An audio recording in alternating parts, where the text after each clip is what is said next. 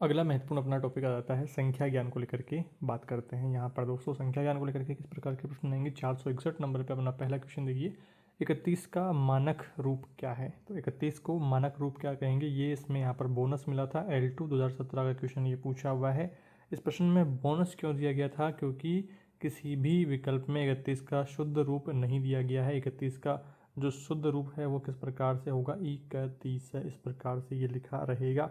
तो आपको ये समझना है कि इस प्रकार के जो संख्या ज्ञान को लेकर के प्रश्न है वो भी पूछा जाता है और उसमें आपको शुद्ध लिखना आना चाहिए। शुद्ध कैसे उच्चारित होएगा तो वो आपको पता होना चाहिए। उसको लेकर के हम यहाँ पर 100 तक गिनती यहाँ पर पढ़ लेते हैं। एक बार आप यहाँ पर देखेंगे 1 2 3 4 5 6 7 8 9 10।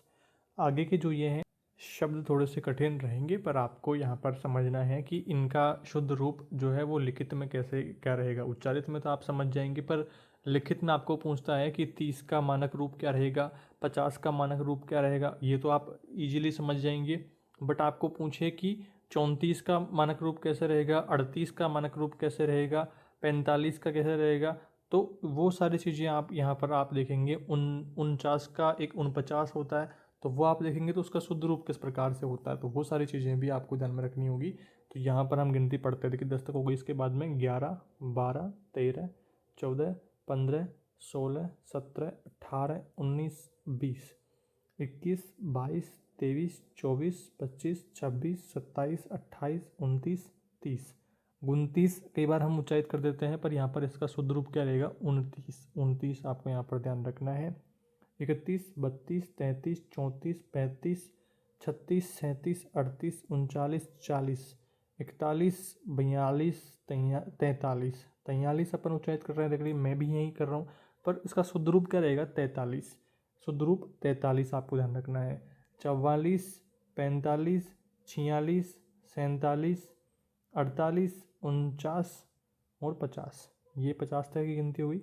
इसके बाद में आगे का यहाँ पर उच्चारित करते हैं 51 52 53 53 कर देते हैं अपन कई बार, पर यहाँ पर शुद्ध रूप क्या रहेगा, 53। 54 55 56 57 58 59 60 61 62 63 63 नहीं हुआ 63, शुद्ध रूप क्या रहेगा, 63। 64 65 66 67 68 69 और 70 71 72 73 73 कई बार अपन बोल देते हैं, पर शुद्ध रूप क्या रहेगा, 73। 74 75 75 और 76 77 और 78 79 और 80 81 82 83 84 85 85 है ना, और 86 87 88 89 और 90। 91 92 93 94 95 96 97 98 99 और 100। इस प्रकार से ये 100 तक की काउंटिंग आपको ध्यान में रखनी है, जिसमें मानक रूप को लेकर के प्रश्न पूछा जाता है। अगला टॉपिक अपने पास में इसके बाद में आता है औपचारिक और अनौपचारिक पत्रों को लेकर के किस प्रकार के प्रश्न आते हैं। देखिए आरटेट L2 2011 में क्वेश्चन पूछा हुआ है कि अधिसूचना का प्रकाशन कहाँ पर होता है। तो अधिसूचना का जो प्रकाशन है वो होता है राजपत्र या गजट में। इसके बाद में अगला दूसरा प्रश्न आ जाता है 463वां क्वेश्चन है निविदा सूचना का उद्देश्य क्या होता है। आरटेट L2 2011 का क्वेश्चन पूछा हुआ है। निविदा सूची जो है यहाँ पर इनमें से तीनों काम यहाँ पर रहता है। कौन कौन से काम, सामान की आपूर्ति करवाना रहता है, सामान की नीलामी भी रहती है और निर्माण कार्य करवाना भी रहता है। तो निविदा सूचना को लेकर के ये कुछ बातें आपको यहाँ पर ध्यान में रखनी है। इसके बाद में 464 नंबर पर क्वेश्चन है किसी कार्यालय द्वारा एक साथ अनेक प्रेषितियों को भेजा जाने वाला शासकीय पत्र या फिर ज्ञापन या आदेश क्या कहलाता है। तो वो कहलाता है परिपत्र के अंतर्गत आएगा। परिपत्र हो गया। इसके बाद में 465 नंबर पे क्वेश्चन है नौकरी चाहने के लिए लिखा जाएगा। नौकरी चाहने के लिए यहाँ पर आवेदन पत्र लिखा जाएगा। और इसके बाद में 466 नंबर पे क्वेश्चन है विज्ञप्ति में जारी करने वाले अधिकारी का पद आपको नाम बताना है। तो विद्यार्थी का करने वाले अधिकारी का नाम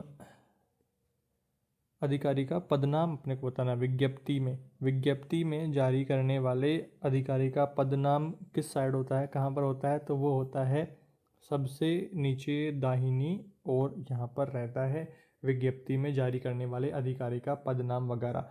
आप जब नोटिफिकेशन देखते हैं डीएलएड बीएड के जो नोटिफिकेशन वगैरह आते हैं तो वहाँ पर आप नीचे देखते हैं कि दाईं तरफ जो है नीचे मोहर लगी होती है, डिजिटली साइन है तो वो लिखा हुआ होता है, और बाकी फिर अगर पंजीयक विभाग से नोटिफिकेशन आ रहा है तो वो सारी चीज़ें वहाँ पर मेंशन करी हुई होती है सबसे नीचे दाईं ओर।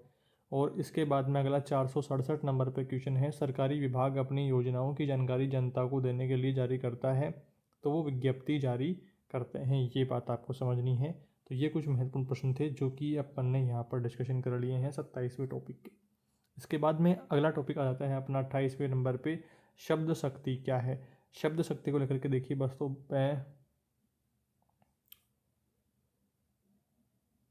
468वां इसका पहला क्वेश्चन आ जाता है 468 नंबर पे। देखिए अभिधा शब्द शक्ति में यहाँ पर वाच्यार्थ प्रकट होता है। ये ऑप्शन आपको करेक्ट यहाँ पर करना है। आरटेट L1 2011 का क्वेश्चन पूछा हुआ है। राजस्थानी भाषा को लेकर के भी अपना टॉपिक है और यहाँ से प्रश्न भी आने वाला है। 469 नंबर पे क्वेश्चन आया हुआ है, पुस्तक को राजस्थानी में कहते हैं। पुस्तक को राजस्थानी भाषा में क्या कहते हैं। रीट 2021 L2 अलवर वाले में आया था, तो पुस्तक को पोथी कहते हैं। पुस्तक को राजस्थानी में पोथी कहते हैं। 470 नंबर पे राजस्थानी भाषा का क्वेश्चन आया था। राजस्थानी के भाषा का मानक रूप जो है वो हिंदी रूप क्या है, तो मानक रूप जो है वो यहाँ पर भाषा ही है। राजस्थानी के भाषा का जो शब्द है राजस्थान का, तो उसका हिंदी रूप क्या रहेगा, भाषा। श का यहाँ पर शाह यहाँ पर जो हो रहा है ये परिवर्तन होएगा। आरटेट L2 2022 का ये क्वेश्चन पूछा हुआ है अपना, तो इस प्रकार से आपको ध्यान रखना है। इसके बाद में अगला 30वां टॉपिक आ जाता है युग्म शब्द को लेकर के। उद्धार युग्म का सही अर्थ अपने को बताना है, तो ये इसका सही अर्थ रहेगा मुक्त हृदय त्राण। और इसके बाद में यहाँ पर अगला प्रश्न आ जाता है 473 नंबर पे क्वेश्चन इसका आया हुआ है, एक श्रृंखला और श्रृंगम युग्म का सही अर्थ अपने को बताना है, तो इसका बोनस मिला था, इसमें सही अर्थ नहीं था। और यहाँ पर आरटेट L2 2022 के क्वेश्चन थे जो कि आपको ध्यान में रखने हैं कि इस टॉपिक से भी क्वेश्चन आने वाला है। 31वां टॉपिक अपना आ जाता है शब्दकोश को लेकर के। 474 नंबर का इसका क्वेश्चन है, निम्नलिखित शब्दों में से शब्दकोश में पहले कौन सा शब्द आएगा, तो पहले अब आएगा। इन शब्दों में से अब सबसे पहले आने वाला है। आरटेट L2 का क्वेश्चन पूछा हुआ है। और इसके बाद में 475 नंबर पे क्वेश्चन है, निम्न में से शब्दकोश क्रम में सही कौन सा है, तो शब्दकोश क्रम में ईमानदारी, नम्रता और विपत्ति ये वाला सही क्रम आपके हैं। इसके बाद में 476 नंबर पे क्वेश्चन है, शब्दकोश क्रम की दृष्टि से निम्नलिखित शब्द की सही जो व्यवस्थित है वो अपने को बताना है, तो अपर और कालिदास ये क्या है, सही व्यवस्थित है। अगला टॉपिक है अपना गद्यांश और पद्यांश को लेकर के 32वां टॉपिक।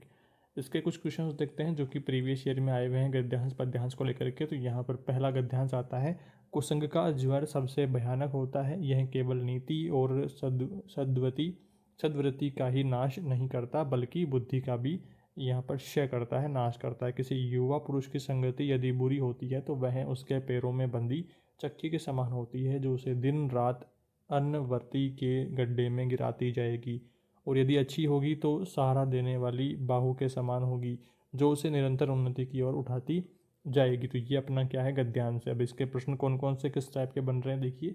इस गद्यांश का शीर्षक क्या है, तो शीर्षक यहाँ पर जो उचित शीर्षक है वो यहाँ पर रहेगा संगति का आशर आ रहा है, तो संगति को लेकर के यहाँ पर बात रहेगी।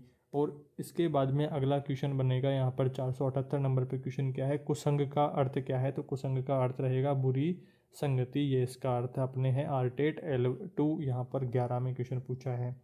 479 नंबर पे क्वेश्चन है कि इस गद्यांश का केंद्रीय भाव अपने को बताना है।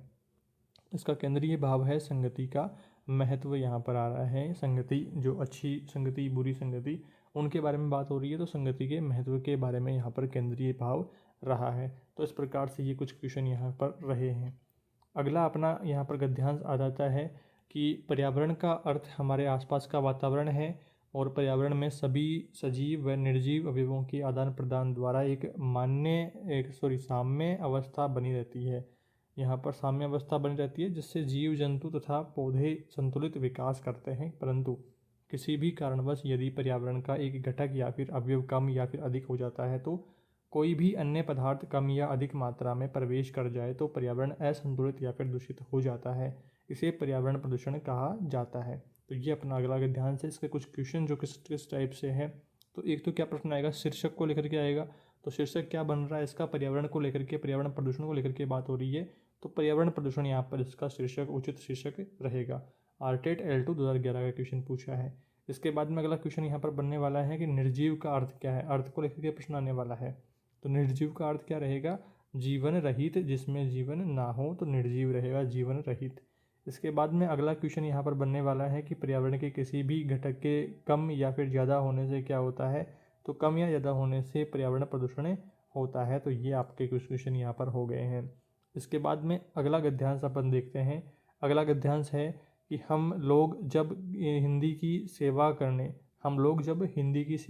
की बात सोचते हैं तो प्राय भूल जाते हैं कि यह लाक्षणिक प्रयोग है। हिंदी की सेवा का अर्थ उस मानव समाज की सेवा जिसके विचारों के आदान प्रदान का माध्यम हिंदी है। मनुष्य ही बड़ी चीज़ है, भाषा उसी की सेवा के लिए है। मनुष्य ही बड़ी चीज़ है, भाषा उसी की सेवा के लिए है।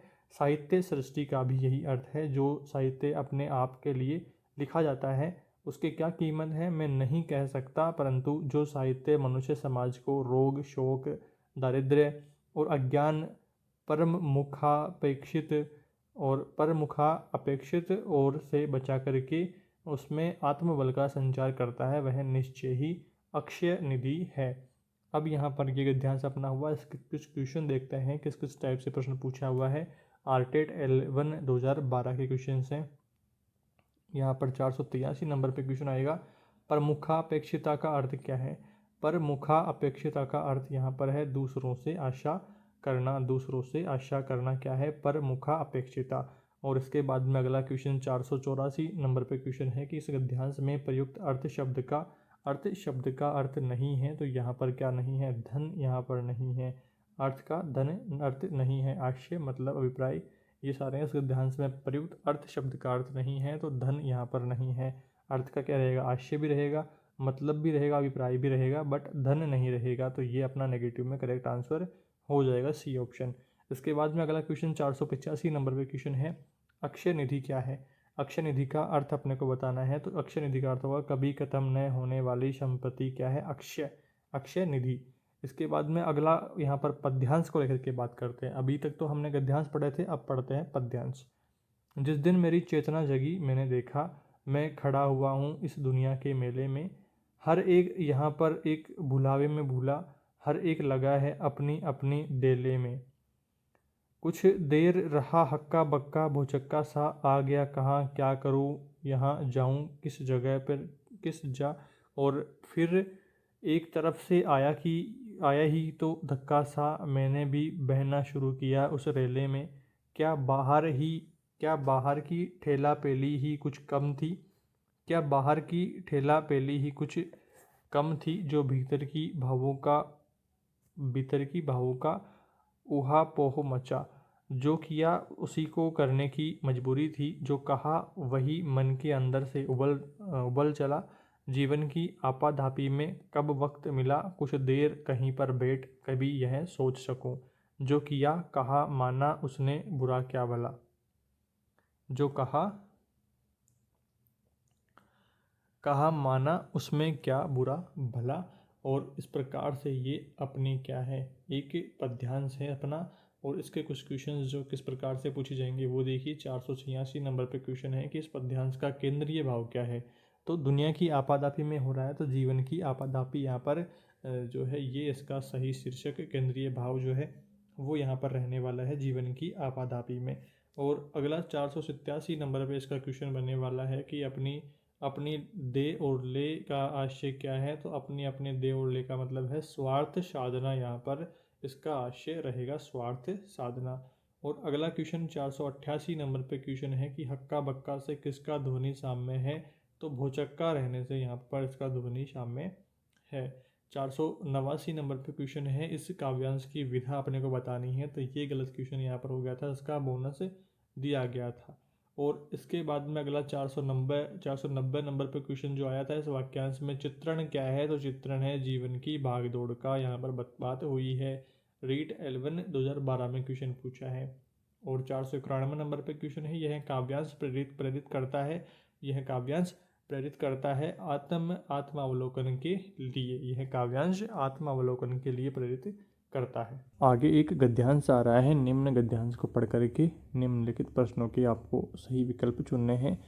गद्यांश क्या है कि संसार के सभी देशों में शिक्षित व्यक्ति की सबसे पहली पहचान यह होती है कि वह अपनी मातृभाषा में दक्षता से काम कर सकता है।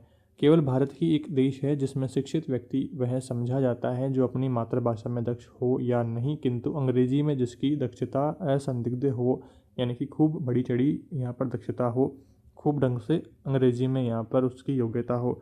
और संसार के अन्य देशों में सुसंस्कृत व्यक्ति वह समझा जाता है जिसके घर में अपनी भाषा की पुस्तकों का संग्रह हो, जिसे बराबर यह पता रहे कि उसकी जो भाषा है वो अच्छे लेखक और कवि कौन सा है, अच्छा लेखक और कवि कौन सा है, और समय समय पर उसकी कौन कौन सी कृतियाँ प्रकाशित हो रही है। भारत में स्थिति दूसरी है। यहाँ प्राय घर में साज सज्जा से आधुनिक उपकरण तो होते हैं, किंतु अपनी भाषा की कोई पुस्तक या फिर जो पत्रिका है वो दिखाई नहीं पड़ती।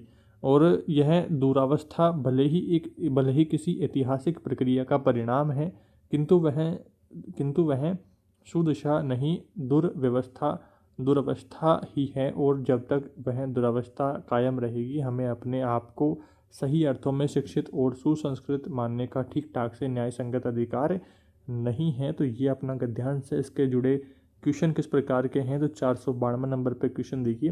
संसार के सभी देशों में शिक्षित व्यक्ति अपनी मातृभाषा में दक्ष होते हैं, तो पहला ही ऑप्शन अपना करेक्ट रहेगा। इसके बाद में 493 नंबर पे क्वेश्चन है, अंग्रेजी में दक्षता असंदिग्ध हो। अंग्रेजी में दक्षता असंदिग्ध हो, तो यहाँ पर असंदिग्ध का अर्थ क्या रहेगा, तो संदेह रहित यहाँ पर इसका सही अर्थ रहने वाला है। आरटेट L2 2012 के क्वेश्चंस ये पूछे हुए हैं। निम्न काव्यांश को, अभी तक हमने गद्यांश पद्यांश पढ़े थे, अब पढ़ते हैं काव्यांश। काव्यांश में देखिए, मैं नहीं चाहता चिरसुख, चाहता नहीं अविरल दुख, सुख दुख की आँख मिचोनी, खोले जीवन अपना मुख। सुख दुख के मधुर मिलन से ये जीवन हो परिपूर्ण, फिर घन से ओझल हो शशि, फिर शशि से ओझल हो घन। जग पीड़ित है अति दुख से, मानव जग में बट जावे, दुख सुख में ओ सुख दुख में। और अविरत दुख है उत्पीड़न, अविरत दुख सुख है, सुख भी उत्पीड़न, और सुख दुख की निशा दिवा में, सोता जगता जग जीवन। तो ये अपना क्या है, काव्यांश है। काव्यांश से जुड़े किस प्रकार के प्रश्न पूछे जाते हैं वो देखिए। 494 नंबर पे क्वेश्चन है कि कवि चिर सुख या फिर चिर दुख क्यों नहीं चाहता है, तो दोनों मिलकर के ही जीवन को पूर्ण बनाते हैं, इसीलिए वो नहीं चाहता है चिर सुख और चिर दुख। इसके बाद में अगला क्वेश्चन आता है 495 नंबर पे, कवि मानव के लिए किस स्थिति की कामना करता है, तो मानव के लिए दुख और सुख परंपरा में बट जाए, परस्पर बट जाए दुख और सुख, तो वो यहाँ पर कामना करता है। इसके बाद में अगला क्वेश्चन आप यहाँ पर देखिए कि इस काव्यांश में नाद सौंदर्य की दृष्टि से कौन सा विकल्प आया है, कौन सा विकल्प उपयुक्त यहाँ पर है वो बताना है। तो अंत्यानुप्रास यहाँ पर क्या रहेगा, उपयुक्त सही ढंग से काम आने वाला है अंत्यानुप्रास। इसके बाद में 497 नंबर पर क्वेश्चन देखिए, कवि ने सुख और दुख का साम्य किनसे बताया है, तो दिन और रात से यहाँ पर सुख दुख का यहाँ पर साम्य बताया है। अगला इस काव्यांश के प्रमुख भाव अपने को बताने हैं, तो प्रमुख भाव है संतुलन को लेकर के। इसके बाद में अगला 499 नंबर पे क्वेश्चन है, सुख और दुख से ध्वनि साम्य वाला शब्द है, तो मुख अपना क्या है, ध्वनि साम्य वाला शब्द। यहाँ पर ये सारी चीज़ें आपको ध्यान में रखनी है। आगे बढ़ते हैं। आगे है अपना यहाँ पर प्रश्न संख्या 500 से 504 के लिए। काव्यांश पढ़ करके आपको उत्तर देने हैं। तो काव्यांश पढ़ते हैं सबसे पहले। देखिए, समा शोभती उस भुजंग को जिसके पास में गरल हो, उसको क्या जो दंतहीन विषरहित विनीत सरल हो। 3 दिवस तक पंच मांगते रघुपति सिंधु किनारे, बैठे पढ़ते रहे छंद अरुणे के प्यारे प्यारे। उत्तर में जब एक नाद भी उठा नहीं सागर से, उठी अधीर दधक पोरुष की आग राम के सर से। राम के सर से ये बात रही। और इसके आगे देखिए, सिंधु देह धर त्राही त्राही करता आ गिरा शरण में, चरण पूज दास्ता ग्रहण की बधा मूड बंधन में बंध गया। और सच पूछो तो शर में ही बसती है दीप्ति विनय की, संधि वचन संपूज्य उसी का जिसमें शक्ति विजय की। तो ये 10 लाइन्स है काव्य की, जिनके आधार पर अपने को ये कुछ क्वेश्चन हैं जिनके आंसर देने हैं। पहला यहाँ पर 500 नंबर पे क्वेश्चन देखिए, उपयुक्त काव्यांश के प्रथम चरण का भाव क्या है। तो प्रथम चरण का जो भाव है वो यहाँ पर देखते हैं। तो प्रथम चरण में क्या बात हो रही है, क्षमा शोभने की बात हो रही है, यहाँ पर माफ़ी की बात हो रही है, तो वो यहाँ पर आने वाली है। दूसरे लाइन में अपना दूसरा जो ऑप्शन है, क्षमा जो है शक्तिशाली को भी शोभा देती है, क्षमा शक्तिशाली को शोभा देती है। रीट 11 2015 का ये क्वेश्चन पूछा हुआ है। इसके बाद में 501 नंबर पे क्वेश्चन है, तीसरे और चौथे चरण का भाव क्या है। अनुनय विनय से दुष्टों को नहीं समझाया जा सकता। तो वो सारी बातें क्लियर हो रही है। इसके बाद में आगे बढ़ते हुए अब अपन यहाँ पर बात करते हैं 502 नंबर पे क्वेश्चन है अपना, इस काव्यांश की भाषा अपने को बतानी है। तो काव्यांश की भाषा को लिए यहाँ पर सही उत्तर नहीं था, तो ये बोनस दिया गया। रीट 11 2015 का क्वेश्चन है।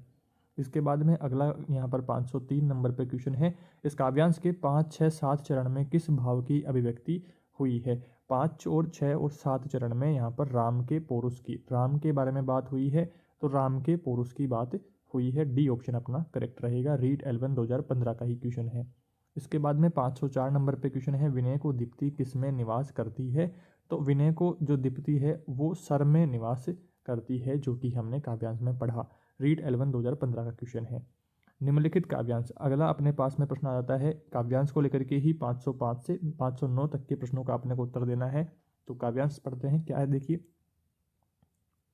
ठूंके मुझ पर त्रैलोक्य भले ही थके, जो कोई जो कह सके कहे क्यों थूके, छने नए मात्र पद किंतु भारत का मुझसे, रे राम दुहाई करूं और क्या तुझसे, कहते आते थे यहीं अभी नरदेही, माता न कुमाता पुत्र कुपुत्र भले ही, पुत्र कुपुत्र भले ही, अब कहें सभी का यह हाय, अब कहें सभी यह हाय विरुद्ध विधाता, हे पुत्र पुत्र ही रहे माता कुमाता, बस मैंने इसका बाह्य मात्र ही देखा, दृढ़ हृदय है न देखा, मृदुल गात्र ही देखा। इस प्रकार से ये अपना काव्यांश है।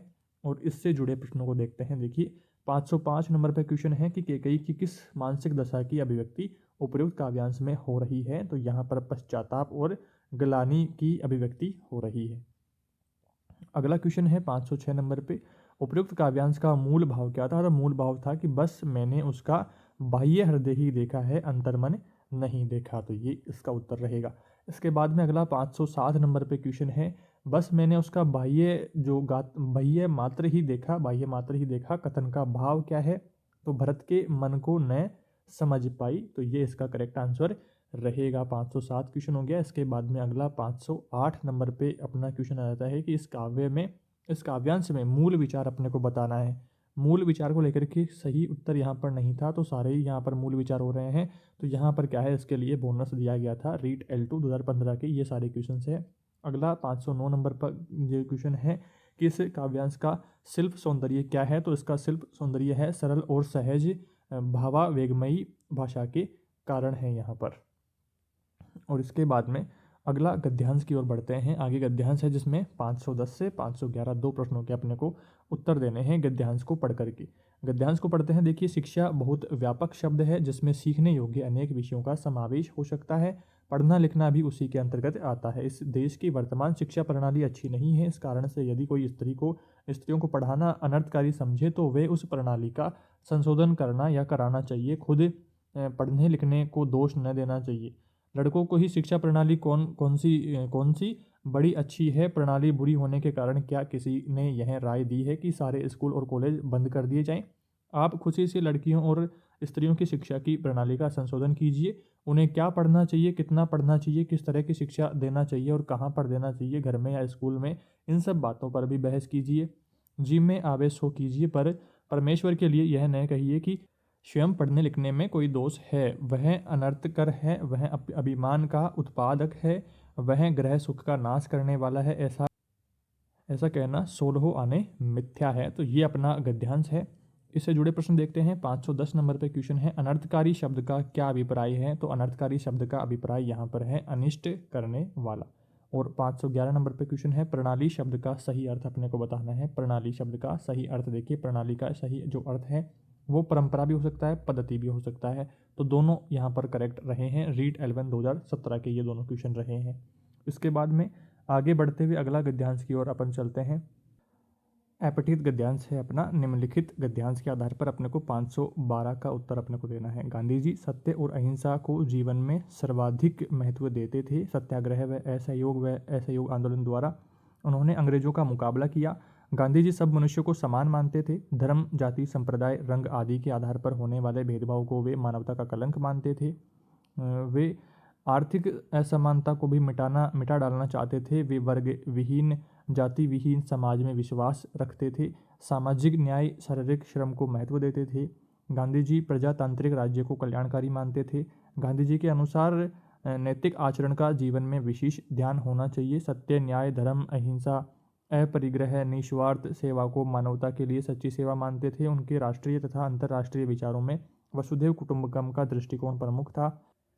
उनकी मान्यता थी कि किसी राष्ट्र का समुचित उत्थान परिवार, जाति, गांव, प्रदेश, देश की समस्याओं के सुधार से हो सकता है। स्वयं को सुधारो, सारा विश्व सुधरेगा, उनका कथन ये था। ये बात रही। और अगला यहाँ पर जो 512 नंबर का क्वेश्चन का आंसर देना है अपने को अपठित गद्यांश के ऊपर। तो ये प्रश्न देखिए, शरीर यात्रा के लिए जितना आवश्यक हो उससे अधिक पैसा अन्न आदि का न लेना।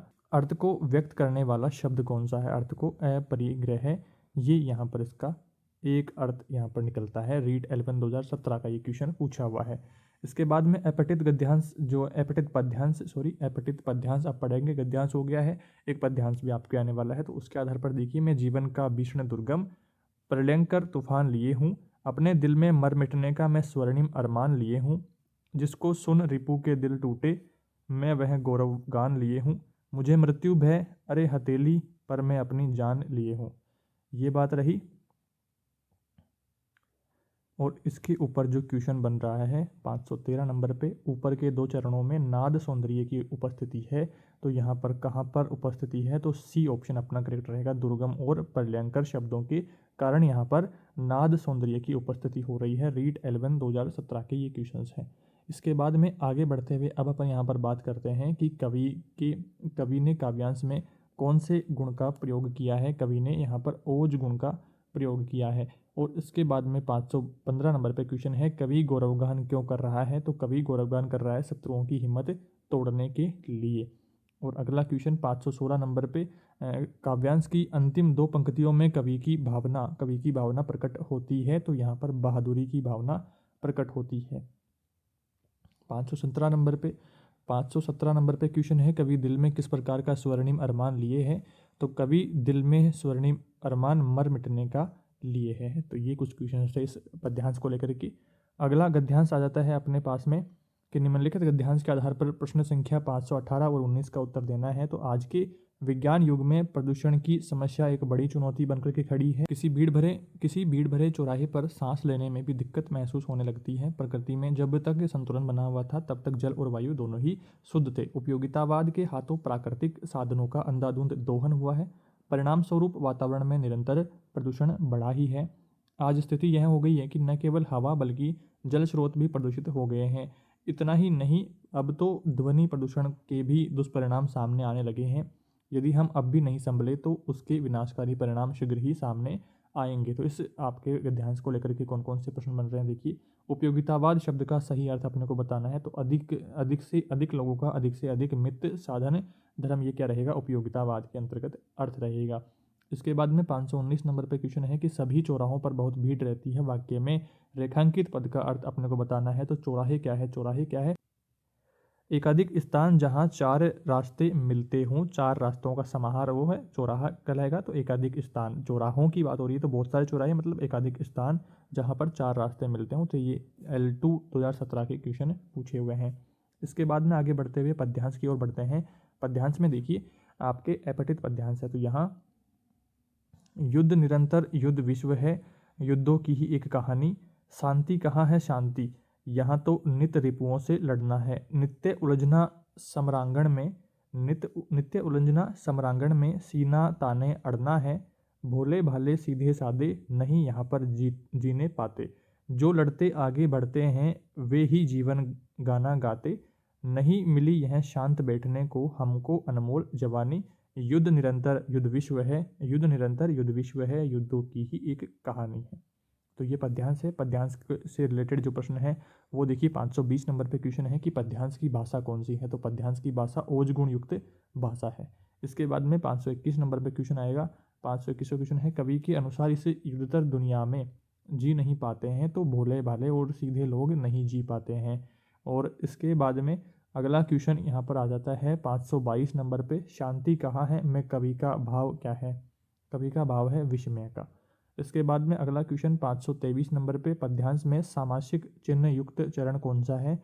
तो 7वां और 10वें चरण में यहाँ पर सामासिक चिन्ह की बात हुई है। इसके बाद में 524 नंबर पे क्वेश्चन देखिए, कवि विश्व को युद्धों की ही एक कहानी मानता है, क्यों मानता है, क्योंकि इसमें युद्ध सतत रूप से चल रहे हैं। रीट L2 2017 के ये सारे क्वेश्चंस हैं। और इसके बाद में आगे बढ़ते हुए गद्यांश की बात करते हैं, जिसके आधार पर अपने को 25वां और 26वें क्वेश्चन का आंसर देना है। गद्यांश देखिए, विद्यावासी पुरुष को साथियों का अभाव कभी नहीं रहता, उसकी कोठरी में सदा ऐसे लोगों का वास रहता है जो अमर हैं, वे उसके प्रति सहानुभूति प्रकट करने और उसे समझाने के लिए सदा प्रस्तुत रहते हैं। कवि दार्शनिक और विद्वान जिन्होंने प्रकृति के रहस्यों का उद्घाटन किया है और बड़े बड़े महात्मा जिन्होंने आत्मा के गूढ़ रहस्यों की था लगा ली है, सदा उनकी बातें सुनने और उनकी आकांक्षाओं का समाधान करने के लिए उद्यत रहते हैं। बिना किसी उद्देश्य के सरसरी तौर पर पुस्तकों के पन्ने उलटते जाना अध्ययन नहीं है। लिखी हुई बातों को विचारपूर्वक पूर्ण रूप से हृदय से ग्रहण करने का नाम ही क्या है, अध्ययन है। प्रत्येक स्त्री पुरुष को अपनी शिक्षा का उद्देश्य स्थिर कर लेना चाहिए। तो ये अपना गद्यांश। यहाँ पर ऐसे जुड़े जो प्रश्न हैं उनको देखते हैं। 525वां क्वेश्चन है, उद्यत शब्द का सही अर्थ अपने को बताना है। तो उद्यत का सही अर्थ यहाँ पर रहेगा तैयार। इसके बाद में अगला 526 नंबर पे क्वेश्चन है, संपूर्ण कविता में उद्बोधन क्या है। तो उद्बोधन यहाँ पर है निष्क्रियता और सक्रियता की ओर गमन हेतु। ये यहाँ पर रीट 2021 L1 के क्वेश्चन पूछे हुए हैं। इसके बाद में निम्नलिखित गद्यांश को लेकर के प्रश्न आ जाता है। तो गद्यांश यहाँ पर अगला गद्यांश है। इसमें देखिए, अपने को हमें स्वराज मिल गया परंतु स्वराज हमारे लिए सुखद सोपन ही है। इसका प्रधान कारण यह है कि देश को समृद्ध बनाने के उद्देश्य से कठोर परिश्रम करना हमने अब तक नहीं सीखा। श्रम का महत्व और मूल्य हम जानते ही नहीं। हम अब भी आराम तलब हैं। हम कम से कम काम द्वारा जीविका उपार्जित करना चाहते हैं। यह दूषित मनोवृत्ति राष्ट्र की आत्मा में जा बैठी है। यदि हम इससे मुक्त नहीं होते हैं तो देश आगे नहीं बढ़ सकता और स्वराज सुराज में परिणत नहीं हो सकता। तो ये अपना गद्यांश है। इससे जुड़े प्रश्न देखिए। 527 नंबर पे क्वेश्चन है, गद्यांश के अनुसार परिणत शब्द का अर्थ क्या है। परिणत शब्द का अर्थ यहाँ पर है रूपांतरित अर्थ हो गया। इसके बाद में 528 नंबर पे क्वेश्चन है, दूषित शब्द का अर्थ क्या है। दूषित का अर्थ यहाँ पर है दोष युक्त। रीट 21 L2 के ये क्वेश्चन हैं। इसके बाद में आगे बढ़ते हुए गद्यांश के आधार पर अपने को 529 का क्वेश्चन यहाँ पर आंसर देना है। और यहाँ पर देखिए गद्यांश पढ़ते हैं, इतिहास प्रमाणित कर देता है कि ऐसे दासत्व बहुत काल के उपरांत एक अद्भुत संहारक शक्ति को जन्म देते हैं जिसकी बाढ़ को रोकने में शक्तिशाली भी समर्थ नहीं हो सके हैं। मनुष्य स्वभावतः जीवन से बहुत प्यार करता है परंतु जब सहयोगियों के निष्ठुर उत्पीड़न से वह नितांत दुर्वहन हो उठता है तब उसकी ममता घोरतम विरक्ति में परिवर्तित हो जाती है। पीड़ितों का समाधान संभव हो सकता है परंतु ऐसे हताश और जीवन के प्रति निर्मम व्यक्तियों का संभाषण संभव नहीं है। ऐसे व्यक्तियों का वेग आंधी के समान, चक्षुहीन बाढ़ के समान, दिशाहीन और विद्युत के समान लक्ष्यहीन हो जाता है। 529वां क्वेश्चन जो इससे रिलेटेड है वो देखिए, निम्नलिखित में से कौन सा शब्द दुर्वहन का समानार्थी है। दुर्वहन के समानार्थी यहाँ पर बी ऑप्शन रहेगा ऐसा। तो यहाँ पर ये ध्यान रखना है, रीट 21 L2 में ये क्वेश्चन पूछे हुए हैं। अगला प्रश्न आ जाता है अपने पद्यांश को लेकर के। पद्यांश में देखिए, बीती विभावरी जागरी, अंबर पनघट में डूबो रही, तारा घट उषा नागरी, खगकुल कुलकुल सा बोल रहा, खगकुल कुलकुल सा बोल रहा, किसलय का अंचल डोल रहा, लो यह लतिका भी भर आई, लो यह लतिका भी भर आई, मधु मुकुल नवल रस गागरी, अधरों में राग अमंद पिए, अलकों में मलयज बंद किए, तू अब तक सोई है आली, आँखों से भरे विरागरी। तो ये अपना पद्यांश है। इससे जुड़े प्रश्न देखिए। इससे जुड़ा प्रश्न है 530 नंबर पे, बीती विभावरी वाक्यांश में किसका वर्णन किया गया है? तो बीती विभावरी में यहाँ पर प्रकृति का वर्णन किया गया है। रीट 21 के ये सारे क्वेश्चंस हैं और यहाँ पर इसके बाद में अगला क्वेश्चन आ जाता है 531 नंबर पे कि प्रस्तुत कविता में किसे जागने के लिए कहा गया है? तो आली को जागने के लिए कहा गया है। 532 नंबर पे पंक्ति संख्या 1 से 4 में नाद सौंदर्य को अभिव्यक्त करने वाला शब्द समूह कौन सा है? तो कुलकुल जो शब्द समूह है ये नाद सौंदर्य की ओर इशारा कर रहा है। और इसके बाद में 533 नंबर पे क्वेश्चन है कि मधु मुकुल नवल रस गागरी काव्य में पंक्ति में मुख्य अलंकार अपने को बताना है। तो ये है रूपक अलंकार की बात यहाँ पर हुई है। तो ये कुछ क्वेश्चंस थे। इसके बाद में अगला पद्यांश देखिए। अगला पद्यांश है 534 से 536 तक के प्रश्नों के उत्तर देने हैं इससे जुड़े। और यह देखिए, हम पंछी उन्मुक्त गगन के पिंजर बंद ना गा पाएंगे, कनक तिल्लियों से टकरा करके पुलकित पंख टूट जाएंगे, स्वर्ण श्रृंखला के बंधन में अपनी गति उड़ान सब भूले, बस सपनों में देख रहे हैं तरु की फुनगी पर के फूले, हम बहता जल पीने वाले मर जाएंगे भूखे प्यासे, कहीं भली है कटुक निबोरी कनक कटोरी की मैदा से। तो इससे जुड़े प्रश्न देखिए। यहाँ पर उपयुक्त कविता का केंद्रीय भाव क्या है? तो केंद्रीय भाव है स्वातंत्र्य प्रेम को लेकर के यहाँ पर बात रही है। और अगला 535 नंबर पे क्वेश्चन है कि कहीं भली है कटुक निबोरी कनक कटोरी की मैदा से पंक्ति में कौन सा अलंकार है? तो यहाँ पर अनुप्रास अलंकार की बात हो रही है। इसके बाद में अगला क्वेश्चन आ जाता है स्वर्ण श्रृंखला के बंधन में। स्वर्ण श्रृंखला के बंधन में अपनी गति उड़ान सब भूले, इसमें यहाँ पर स्वर्ण श्रृंखला किसे कहा गया है? तो यहाँ पर वैभव विलास युक्त गुलामी को कहा गया है। रीट L2 2021 के ये कुछ क्वेश्चन थे। और यहाँ पर इसके बाद में आगे बढ़ते हुए अपन बात करते हैं गद्यांश के आधार पर। 537 प्रश्न का अपने को उत्तर देना है। तो गद्यांश पढ़ते हैं पहले। मनुष्य का मन सदैव गतिशील रहता है। ऐसा होता है कि विरोधी शक्तियाँ उसे अपनी ओर खींचती है। जो मनुष्य मन की विपरीत परिस्थितियों में अपने को मजबूती से खड़ा नहीं रख सकते हैं, उस धारा के साथ में बह जाते हैं। वे कभी उद्देश्य को पूरा नहीं कर सकेंगे। उनके लिए तो यह कहना चाहिए कि वे जीवित रहते हुए भी मुर्दे के समान हैं। मन की अवस्था तो सभी को पलटती है। मन की अवस्था तो सभी को पलटती है। जो व्यक्ति समय व परिस्थिति को समझ लेते हैं, वे कभी धोखा नहीं उठा सकते हैं और कठिनाइयों के बीच में अपना रास्ता निकाल लेते हैं। कारण जानकर वे उनके विषैले और दूषित प्रभाव से भी बचने का प्रयत्न करते हैं। लेकिन ऐसे लोगों को भी संख्या मिलेगी जो अपनी मनोदशा से त्रस्त हो जाते हैं और ऐसे काम कर बैठते हैं जिनसे उनके शांतिमय जीवन में अशांति का विष घुल जाता है। प्रत्येक मनुष्य के जीवन में उद्देश्य होना चाहिए। यदि तुम्हारा कोई उद्देश्य नहीं है तो तुम सफल न होगे। क्या करोगे, इसको तुम्हें जानना आवश्यक है। उद्देश्यहीन मनुष्य बिना पतवार की नाव की तरह होता है। ये गद्यांश रहा अपना। इससे जुड़े प्रश्न देखिए। 537 नंबर का क्वेश्चन है गद्यांश से जुड़ा। गद्यांश में प्रयुक्त मनोदशा शब्द से क्या आशय है? तो मनोदशा है मन की दशा। ये अपना आंसर रहेगा यहाँ पर। और इसके बाद में अगला गद्यांश जो कि रीट L1 2022 के क्वेश्चन है। यहाँ पर निम्नलिखित गद्यांश के आधार पर प्रश्न संख्या 538 का अपने को उत्तर देना है। तो इसमें देखिए, इस भूमि पर बसने वाला जन और उसकी संस्कृति, इन तीनों को सम्मिलित रूप से राष्ट्र का स्वरूप बनता है। भूमि के मौखिक रूप और समृद्धि के बीच में सचेत होना हमारा कर्तव्य है। जो राष्ट्रीयता पृथ्वी के साथ में जुड़ी नहीं होती है वह निर्मूल होती है। धरती माता की कोख में जो अमूल्य निधियां भरी पड़ी है उन्हीं के कारण वह वसुंधरा कहलाती है। मातृभूमि पर निवास करने वाले मनुष्य राष्ट्र का दूसरा अंग है। इनके कारण ही पृथ्वी मातृभूमि की संज्ञा प्राप्त करती है। पृथ्वी माता है और जन सच्चे अर्थों में पृथ्वी का पुत्र है। जन सच्चे अर्थों में पृथ्वी का पुत्र है। जहाँ यह भाव नहीं है कि वहाँ जन और भूमि का संबंध अचेतन और जड़ बना रहता है। माता अपने सब पुत्रों को समान भाव से चाहती है। इस प्रकार पृथ्वी पर बसने वाले सभी जन बराबर हैं। उनमें ऊंच नीच का भाव नहीं है। वे जन अनेक प्रकार की भाषा बोलने वाले और अनेक धर्मों को मानने वाले हैं, फिर भी ये मातृभूमि के पुत्र हैं। तो ये अपना यहाँ पर गद्यांश रहा। इससे जुड़े प्रश्न देखते हैं। इससे जुड़ा प्रश्न है अमूल्य का अर्थ क्या है? तो अमूल्य का अर्थ है जिसका अमूल्य न आंका जा सके। तो ये 538वां क्वेश्चन इससे जुड़ा है। इसके बाद में अगला गद्यांश है। अगला गद्यांश है अपना निम्नलिखित गद्यांश के आधार पर 539वें क्वेश्चन का अपने को उत्तर देना है। देखिए, क्रोध शांति भंग करने वाला मनोविकार है। एक क्रोध का दूसरे में भी क्रोध करना यहाँ पर संचार करता है, और जिसके प्रति क्रोध प्रदर्शन होता है वह तत्काल अपमान का अनुभव करता है और इस दुख पर उसकी भी त्योरी चढ़ जाती है। यह विचार करने वाले बहुत थोड़े निकलते हैं कि हम पर जो क्रोध प्रकट किया जा रहा है वह उचित है या अनुचित।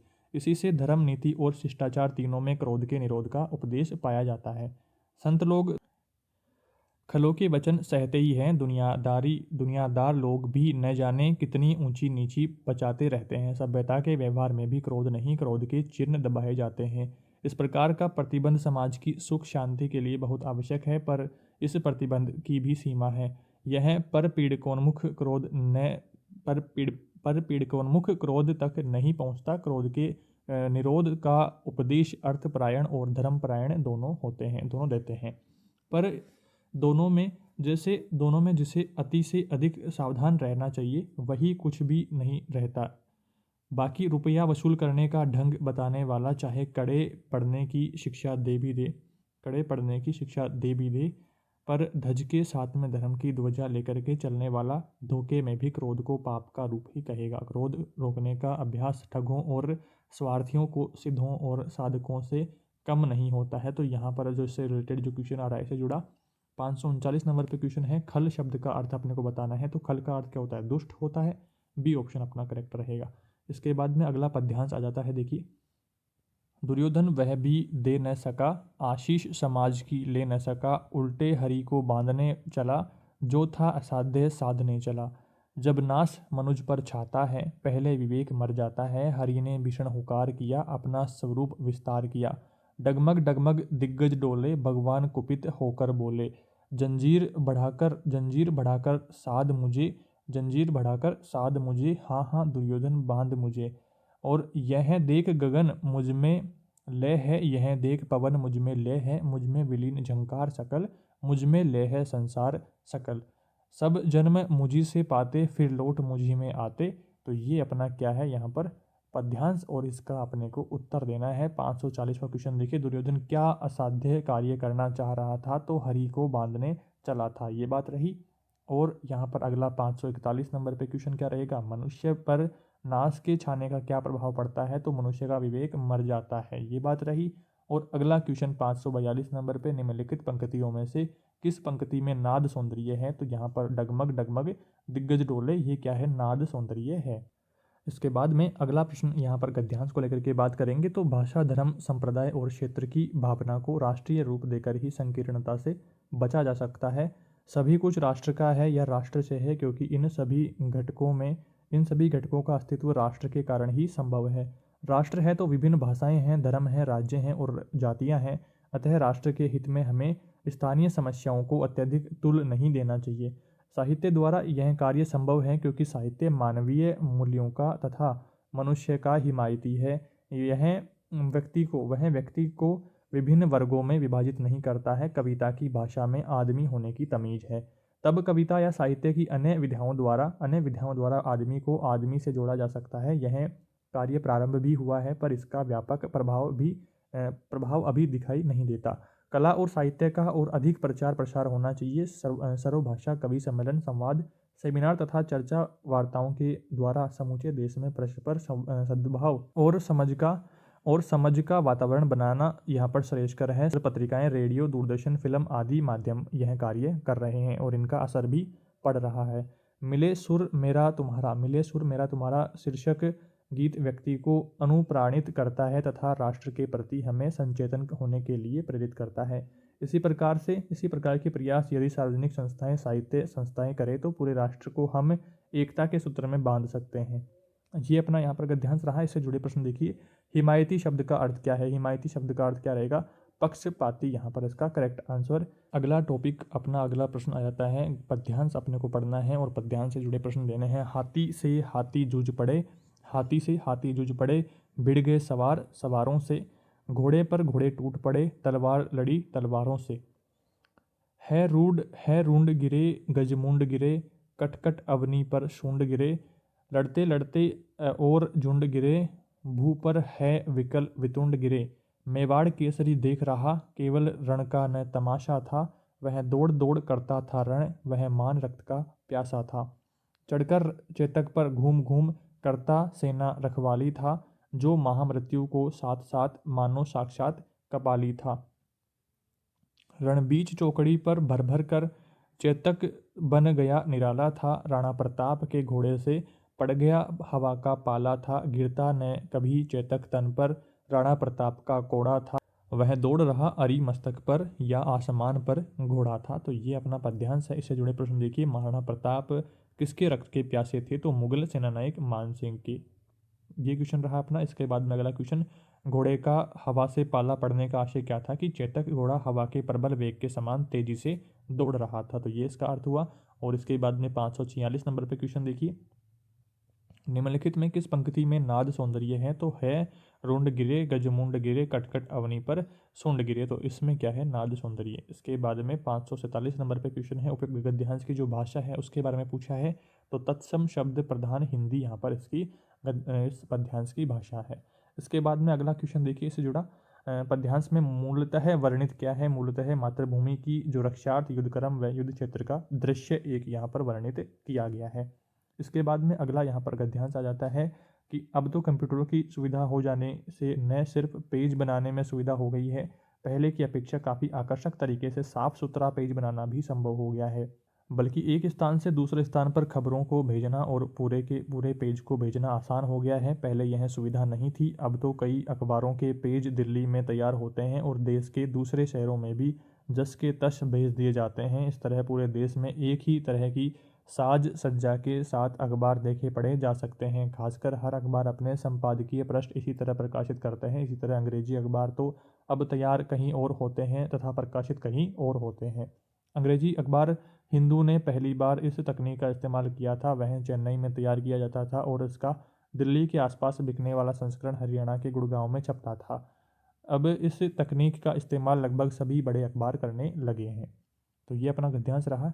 इससे जुड़े प्रश्न देखिए, रेखांकित अपेक्षा शब्द का अर्थ बताना है। तो ये क्या है था? बोनस क्वेश्चन था अपने यहाँ पर। इसके बाद में 550 नंबर पे क्वेश्चन, निम्नलिखित में से शब्द का हिंदी मानक रूप भी यहाँ पर नहीं था, तो इसके लिए भी बोनस दिया गया था। तो ये कुछ क्वेश्चन थे बाउंस। और यहाँ पर इसके बाद में निम्नलिखित पद्यांश को लेकर के अगला क्वेश्चन अपना जाता है। ये है पद्यांश के आधार पर प्रश्न संख्या 551 और 555 तक के आपको उत्तर देने हैं। पद्यांश क्या है देखिए, हिमालय के आंगन में उसे प्रथम किरणों का दे उपहार, उषा ने हंस अभिनंदन किया और पहनाया हिरक हार, जागे हम जगे लगाने, विश्वलोक में फैला फिर आलोक, व्योम तम पुंज हुआ तब नष्ट, अखिल संस्कृति हो उठी अशोक, विमल वाणी ने वाणी ली, कमल कोमल कर्म में सप्रीत, सप्त स्वर सप्त सिंधु में उठे, छिड़ा तब मधुर साम संगीत, बचाकर बीज रूप से सृष्टि, नाव पर झेल प्रलय का शीत।